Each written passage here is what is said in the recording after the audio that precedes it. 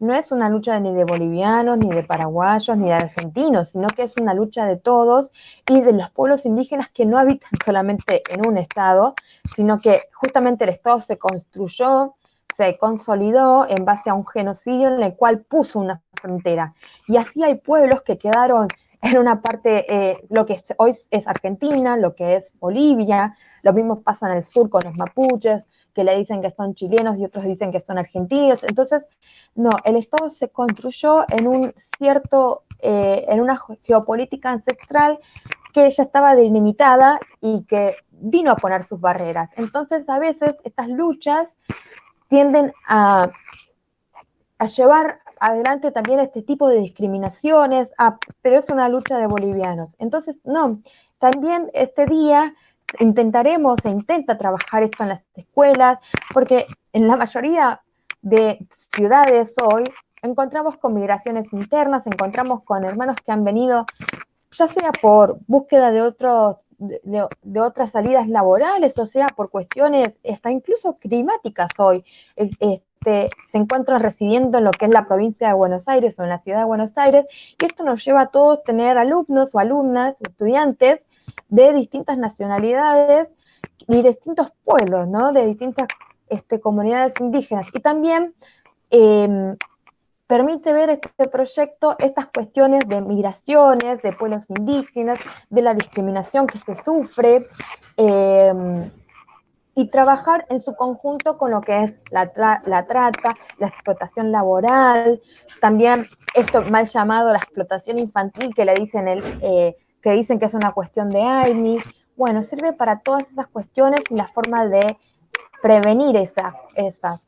También sirve para poner el ojo en, como bien comentó Lourdes, la policía iba al taller a solicitar ropa, entonces también este proyecto intenta visibilizar prácticas del poder estatal que lleva adelante con ese rol de poder de policía, yo acá controlo y por eso te saco mercadería encima.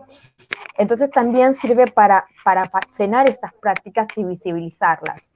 Entonces la idea en sí del proyecto es también articular con docentes, profesores, maestros de todos los niveles, con las miras a reproducir este día y que se conozca la masacre, qué es lo que sucedió, formas de prevención, trabajar las distintas temáticas y también concientizar a los niños, niñas que están en las escuelas, ¿no? Con materiales pedagógicos, que materiales que después los puedan servir, todos proporcionados con distintas pedagogías de acuerdo a las edades que está trabajando, y también una invitación a que los demás docentes y colegas lo lleven adelante y puedan transmitir a los chicos, a los pibes, las distintas, los distintos sucesos que han pasado. Como vemos, es una causa bastante compleja, implica muchos factores, fue en un contexto también que no es ajeno a la actualidad, los talleres clandestinos existen, esto que comentó Lourdes de que vivían ahí existe, te sacan el documento y te dejan ahí y uno no tiene derechos prácticamente, vive como prisionero en ese lugar, en condiciones pésimas, no dejan llevar adelante determinadas, ni siquiera había un baño, o sea, cuestiones que son necesidades básicas y mínimas de derechos humanos que han sido violadas y que hoy cuántos talleres conocemos que existen realmente, que existen así en estas condiciones, y bueno, un poco es concientizar y dar a conocer como este caso emblemático, pero que no es ajeno a situaciones que, que podemos ir a determinados barrios y conocemos que hay un taller, y sabemos que hay un taller textil y que pueden estar en las mismas condiciones que estuvo Lourdes aquel 30 de marzo del 2006. Bueno, y también aprovecho, como ya dije, que si hay legisladores o asesores, les agradeceríamos que tomen los proyectos de ley como propio y que, bueno, aunque sea empujar desde la legislatura, poder llevarlo adelante y promover el proyecto de ley, que sea ley y que se pueda llevar adelante en las escuelas. Pachis, que es gracias en quechua, Tinkunakama. Gracias, Paula, y así como lo mencionaste, la propuesta del Día de la Memoria implica más que recordar la masacre, las muertas, los muertos, sino que implica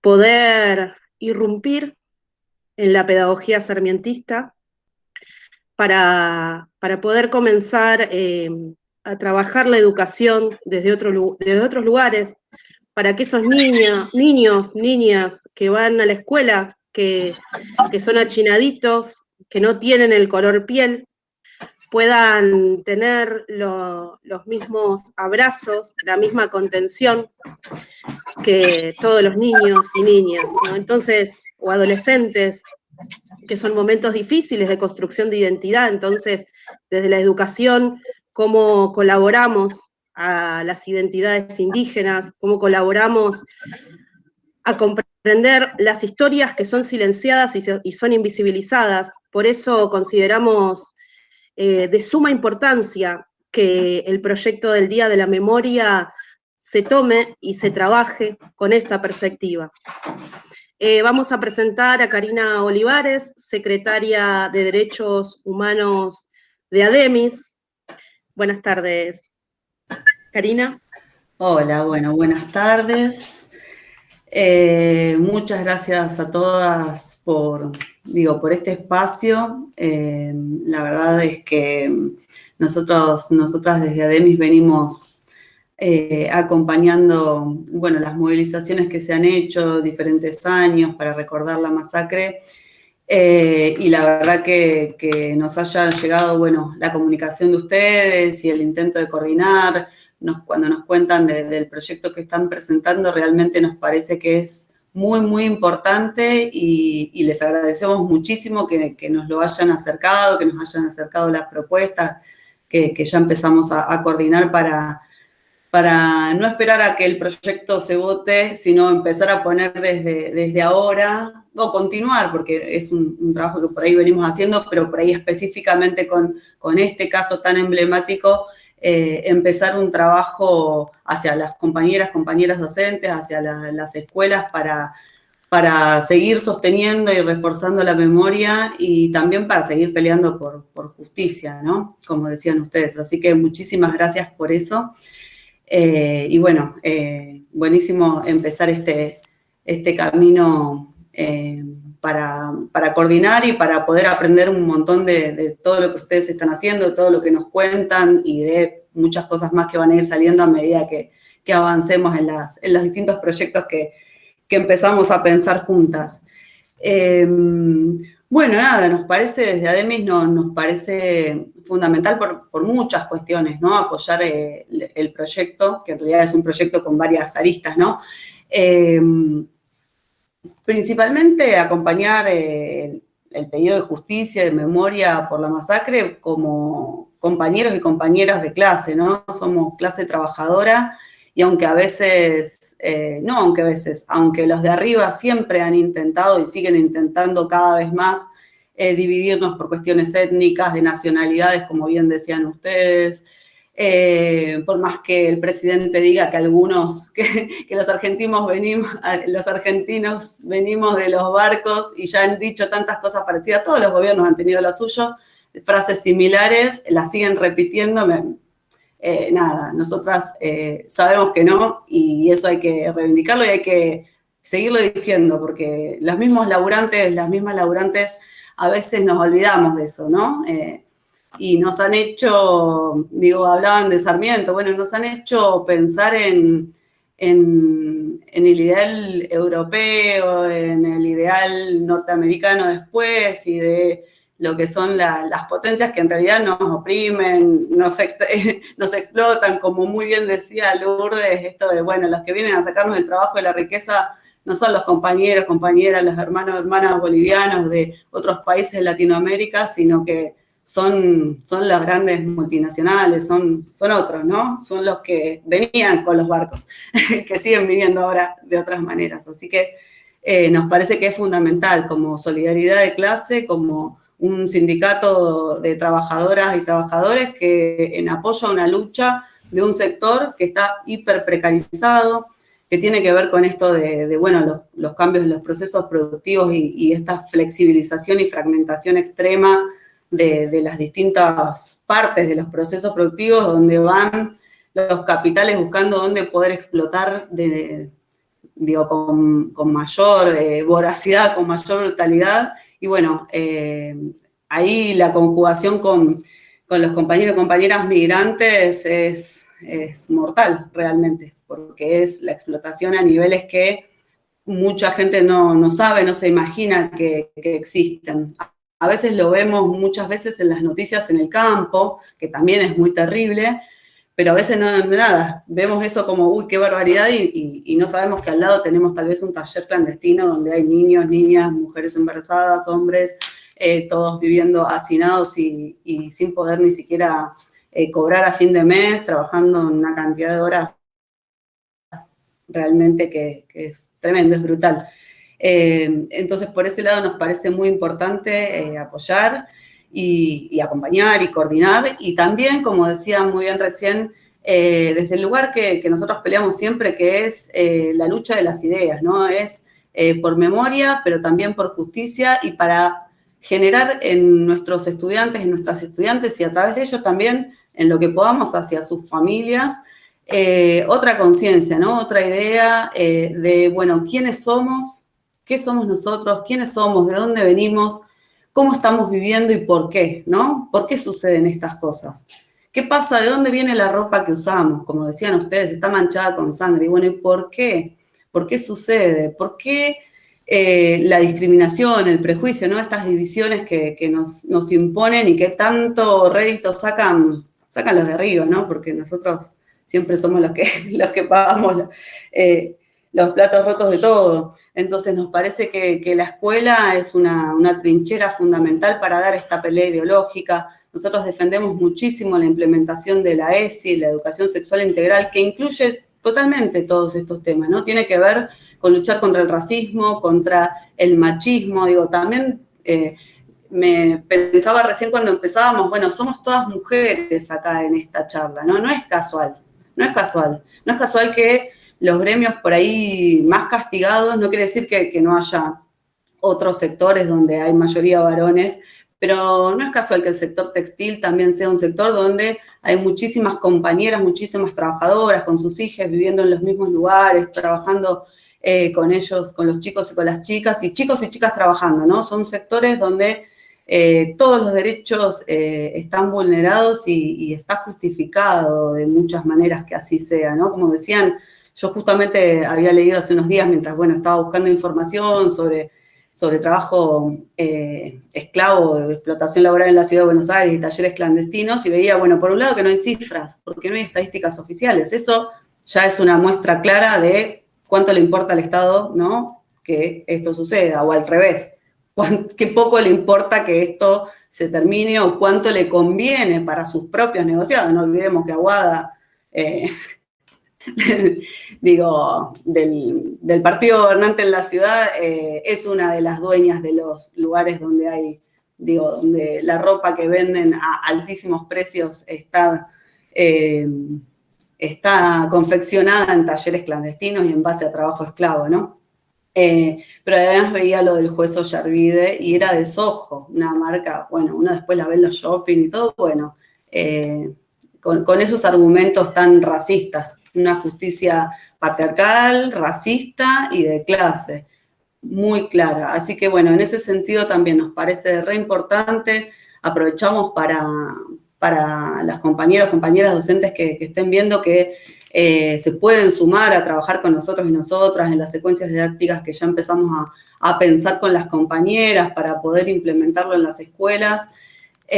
También decir que no hace, decía yo, bueno, Es fundamental que el proyecto salga, que se vote. Nos parece que, es algo que no costaría demasiado, si bien siempre hay una resistencia, por supuesto, porque estamos tocando un montón de intereses, no nosotros, sino que el hecho de que esto se sepa y se trabaje y se concientice y se ponga sobre la mesa, ahí ya dijeron ustedes cuáles eran las complicidades: gobierno, policía, jueces y empresarios, y cuántos más, intermediarios. Bueno, hay un montón de intereses en juego, pero nos parece que es fundamental que esto salga, pero aunque no salga, nosotros tenemos que instalar el 30 de marzo como el Día de la Memoria de la Masacre de Luis Viale, y bueno, nos comprometemos a ir preparando secuencias didácticas, actividades para que eso ya se ponga en práctica, al mismo tiempo que seguiremos peleando y acompañaremos todas las acciones que ustedes nos inviten y que podamos pensar juntas para que salga, para que se vote ese proyecto.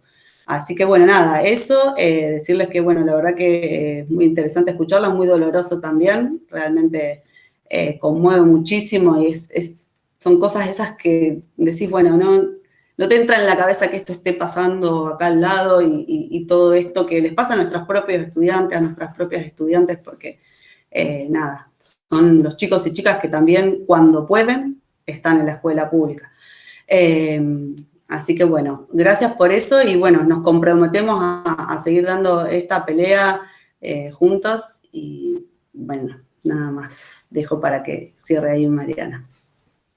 Gracias, Karina, a nosotras entendemos que el proyecto de ley o los proyectos de ley son un paso más que debemos hacer. También sabemos que las leyes en general siempre están inclinadas en la balanza de los patrones, patronas, pero creo que esta convocatoria es una invitación para poder construir una mirada antirracista y plurinacional en el ámbito de la educación, tanto en lo público como en lo privado. Nos parece muy importante porque no es casual que un presidente de la nación, como muchos otros que lo antecedieron, sigan sosteniendo el discurso que los argentinos vinieron del barco. Por eso nos parece fundamental apoyar el monumento que hay en los docentes por Sarmiento, ¿no? Entonces, para nosotros esta es implícitamente estamos tumbando a Sarmiento. Entonces, para nosotros es muy importante poder dar esta pelea, que sabemos que puede ser dura, y para esa pelea no encontrábamos mejor persona que Mariana Maru. Ella es docente de nivel inicial, desde muy pequeña viene de la lucha indígena, de los movimientos de la lucha indígena. Sabemos, quienes la conocemos, y esperemos que la conozcan todos, todas, todes, viene haciendo el trabajo de hormiga que vinieron haciendo nuestros ancestros por seguir contando esa historia negada, esa historia olvidada, que no solamente la narra, sino que además la lleva en el cuerpo, porque pasó por esta educación sarmientista como todas y todos los indígenas, y desde ahí hablamos, desde haber pasado por la educación sarmientista, negando nuestras identidades, y años más tarde recuperándolas y haciendo de ellas banderas. Buenas tardes, Mariana. Imailaria Casanquichis, Ñacasutiki, Mariana Maru Barrios. Que la historia nos haya negado no significa que no existamos. Existimos porque resistimos. Qué necesario es interpelar la educación que tuvimos y que aún en estos tiempos sigue sucediendo. Pensarnos en pedagogías desde la ternura, en pedagogías antirracistas. Hay una clara estigmatización de las poblaciones indígenas, o que no se consideran, pero que claramente a sus rasgos étnicos nos dicen que descienden o pertenecen a las comunidades indígenas. Con respecto a este tema, es necesario analizar el impacto que tuvo el proceso de la implementación de la educación sarmientista en las poblaciones de identidades originarias. Nada positivo, dado que las políticas estatales del sistema educativo fueron de negación, invisibilización, tergiversación. Una educación cuyas matrices de aprendizaje son eurocéntricas, negando la cosmovisión de los primeros habitantes a través de un sistemático proceso de asimilación de las identidades indígenas a un ser nacional, cultural, político y espiritual, ajeno a las diversidades que se presentan en las poblaciones. Hoy las políticas educativas están dirigidas a la enseñanza de conocimientos de las diferentes áreas, pero ¿en dónde caben los contenidos de las identidades indígenas? No hace mucho tiempo que en el calendario escolar se modifica la forma de abordar la efeméride 12 de octubre. Como sabíamos, era el Día de la Raza, en donde se festejaba un descubrimiento y que además invisibilizaba la tragedia que se inicia con el genocidio sistemático en todo un continente hacia los primeros habitantes. Hoy hablamos del Día del Respeto a la Diversidad Cultural, pero es necesario recordar que históricamente fue el comienzo de uno de los mayores sometimientos y desapariciones forzadas de identidades indígenas, como también la trata transatlántica de personas, de identidades afro. Para las naciones originarias, el comienzo de la resistencia indígena en todo Abya Yala, el continente americano. En la época de la escuela primaria de mi padre, que hoy tiene 78 años, él vivía en la comunidad indígena de Yavi, provincia de Jujuy, recuerda cómo le enseñaban a los golpes a aprender a leer y escribir.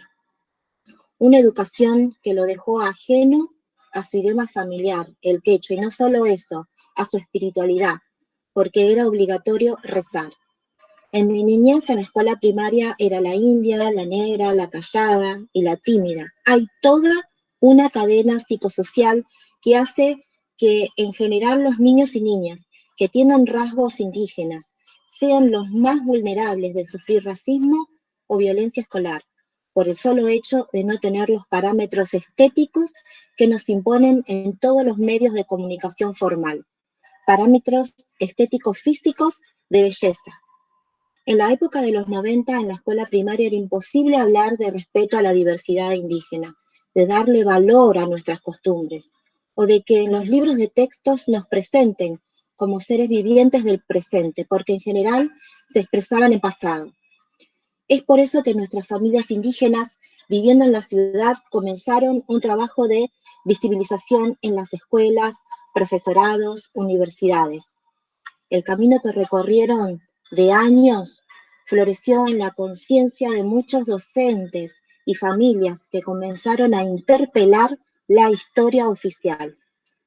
Así conocí al director Enrique Samar, de la Escuela del Bajo Flores número 23, con el proyecto llamado Por una escuela sin discriminación.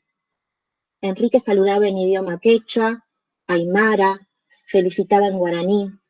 Un trabajo interdisciplinario en donde las familias encontraron el valor de sus conocimientos familiares identitarios, como el idioma, las costumbres, los alimentos, los juegos, la música. En este último aspecto nos vinculamos con la Escuela 23, con la comunidad de sicuris Ayllu Sartañani, realizando talleres de enseñanza del sicu, instrumento de viento originario andino. Los niños en la escuela no solo aprendieron los contenidos básicos comunes, sino que también le dieron valor a los conocimientos de sus identidades familiares. El director Enrique Samar, junto a todos y todas los docentes de la institución, iniciaron una escuela pluricultural vinculada estrechamente con las familias y vecindario que la componían. Gracias a las resistencias familiares y al profundo sentimiento identitario que cada uno tiene, hoy miles de jóvenes se reconocen como originarios y están en el proceso de reconstrucción de sus identidades.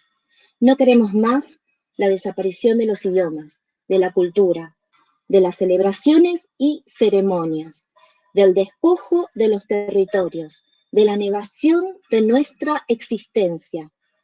Es por ello que en la Constitución Nacional el artículo 75 se expresa hacia nosotros como preexistentes.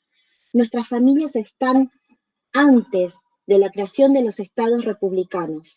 Reconocer que existimos y fuimos despojados de nuestras cosmovisiones, pero que aunque pasaron 200 años de la constitución de este Estado Nacional, aún seguimos resistiendo al olvido y desaparición. Es necesaria una educación en base de la memoria, la verdad y la justicia. Es necesaria una educación antirracista, anticolonialista y antipatriarcal.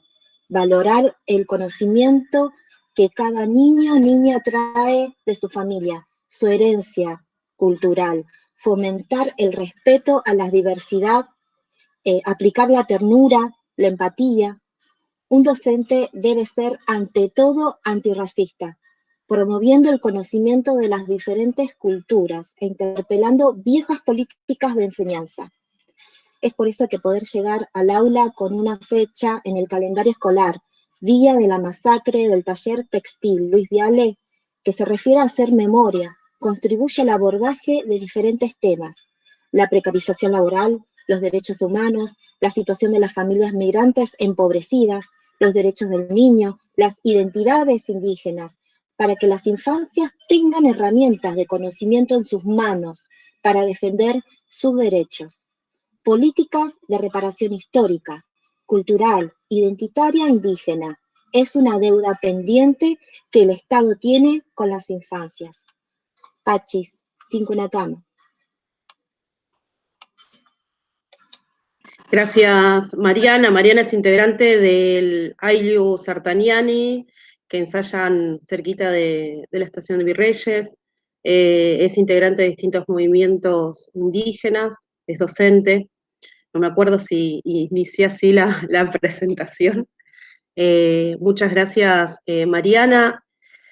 Dejamos abierto para algún comentario que quieran hacer, quizás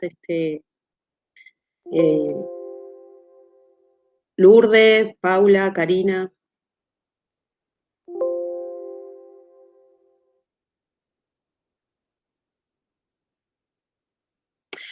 Agradecerte también, Lourdes, porque por ahí agradecimos también que gracias a esta lucha incansable de 15 años y 3 meses nos das la posibilidad de poder interpelar a la educación, de poder volver a interpelar a la justicia, ¿no? De poder construir otra mirada. También sabemos que la lucha es dura, sabemos que es difícil, pero consideramos esto, ¿no? Que en la unidad vamos a poder lograr muchísimas cosas. Sí, nuevamente yo quiero agradecerles y sigamos adelante. El apoyo de todas a mí me da más fuerza, me da más fortaleza.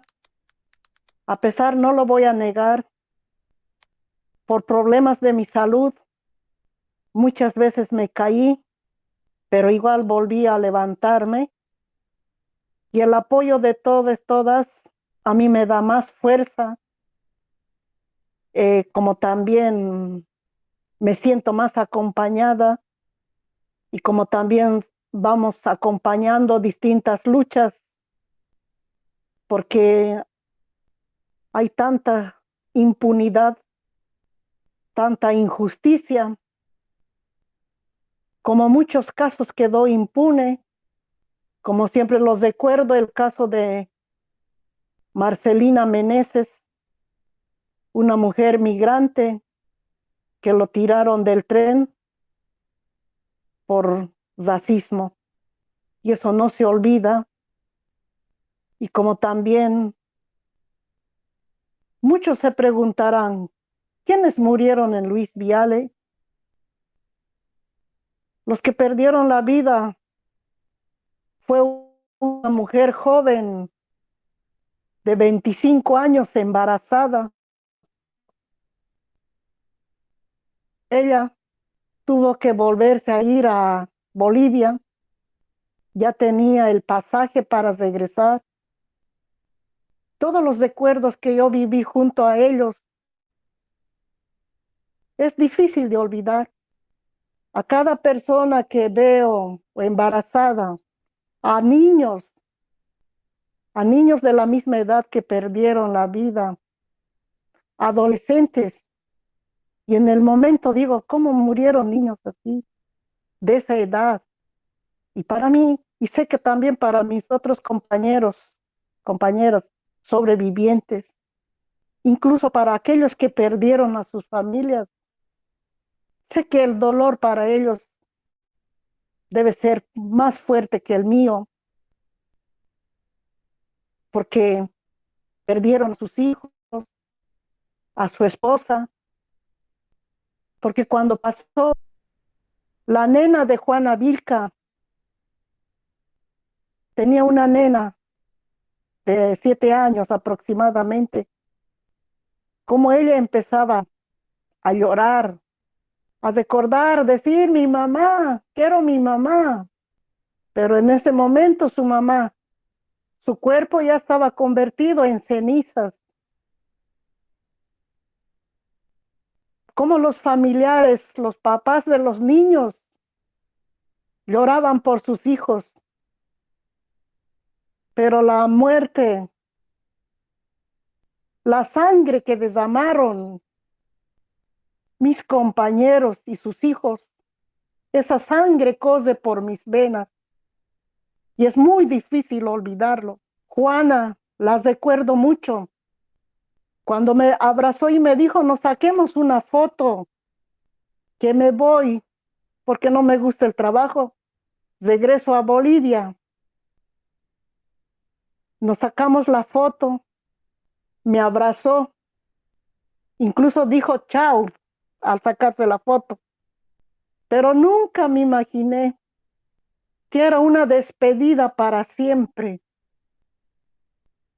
Como ellos, ella, su familia, su esposo, decidieron regresar a Bolivia. Yo dije, qué bien, se regresa. Pero fue una despedida para siempre. Y esa imagen lo tengo acá en mi mente y es muy difícil para olvidar. Como Wilfredo, un chico de 15 años. Si muchos dirán que por qué con tanta rabia o bronca habla, me duele, porque Wilfredo dormía en el piso, porque les dieron un colchón para las 4 personas, para sus papás, su mamá y su hermana y él. Y no les alcanzaba el colchón de 2 piezas y dormía en el piso. Y eso es lo que más me duele, lo que vi. Cómo murió Wilfredo de 15 años. Elías, un niño de 10 años. ¿Cuántas veces yo le vi que incluso para no atrasarse en la escuela dormía, puesto con su delantal, se levantaba directo a lavarse la carita? El abuelo lo tenía que llevar a la escuela. Y los niños pequeños, como Luis no sabía hablar el castellano, solamente el aymara. Una de las compañeras nos contó ese día, cuando vi el fuego avanzó hacia ellos, ella tomó a su bebé de 1 año y lo que era salir del fuego y le vio a Luis, le tomó de la mano y le dijo, vamos. Y como Luis no entendía qué es lo que quería decir, vamos, empezó a gritar y no quiso hacerse sostener de la mano. La compañera nos contó que ya no lo podía sostener y era salvar su vida y su hijo. Como Hazi, el más pequeño de 3 años. Como Rodrigo de 4 años. Era el hermano menor de Elías. Y se salvaron los niños de los que estuvieron en la escuela turno en la tarde. Murieron los niños que estuvieron en la escuela turno en la mañana. El incendio fue aproximadamente a las 16:45.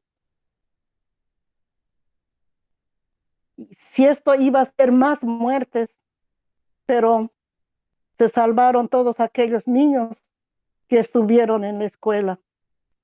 Por eso hoy en día, por más que pasen años, como dije hace momentos, 15 años y 3 meses se cumple hoy. El incendio fue un 30 de marzo del 2006, o un jueves, y eso es muy difícil para olvidarse. En cada momento los recuerdo, cada momento que veo el fuego, a mí me costó superarlo muchas cosas.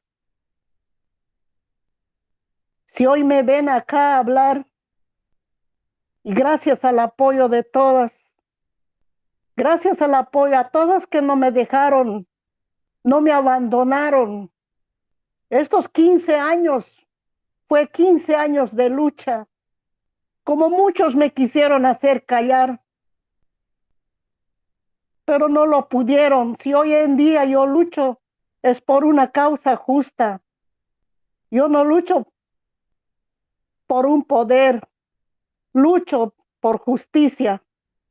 Lucho por aquellos mis compañeros y sus hijos murieron sin ver la luz de que todos soñamos. Por eso hoy en día pido nuevamente a que nos apoyen. A 15 años y 3 meses, quiero que me ayuden con la palabra presente. Juana Vilca, presente. Wilfredo Presente. Quispe, Presente. presente. Elías Carvajal, Presente. presente. Rodrigo Carvajal, Presente. presente. Luis Quispe, Presente. presente. Javi Rodríguez, Presente. presente. Yolandi Rodrigo Mur y Marianita, Presente. Presentes. Los pibes de Cromañón, Presente. Presente. ahora Y siempre. siempre. Gracias. Gracias, compañera.